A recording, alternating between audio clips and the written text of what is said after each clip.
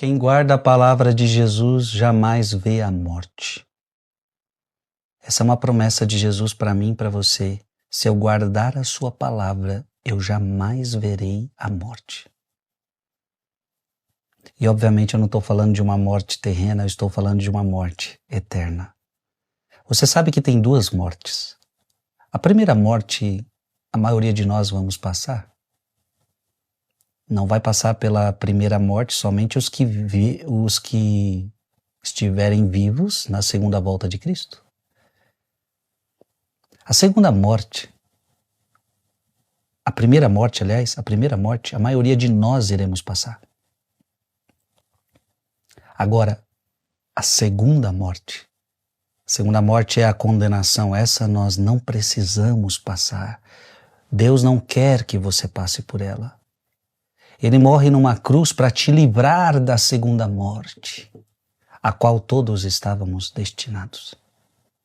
Todos estávamos destinados à segunda morte. Convido você a abrir sua Bíblia em Romanos capítulo 5, versículo 18. Romanos capítulo 5, versículo 18. Portanto, como pelo pecado de um só, a condenação se estendeu a todos os homens. Então nós estávamos condenados à morte. Abra também a sua Bíblia em Hebreus capítulo 2, versículo 14, Hebreus 2,14.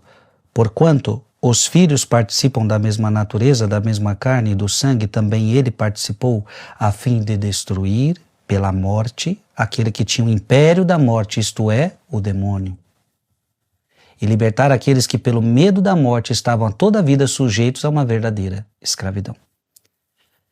Então Cristo veio nos libertar dessa morte, da segunda morte, da morte eterna.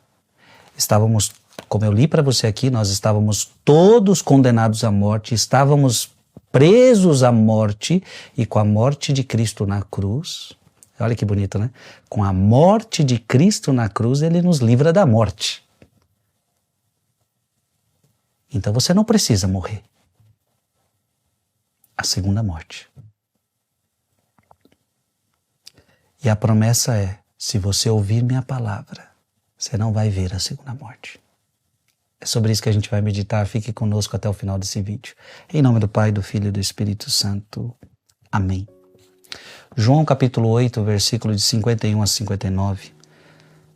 Naquele tempo disse Jesus aos judeus: em verdade eu vos digo, se alguém guardar a minha palavra, jamais verá a morte.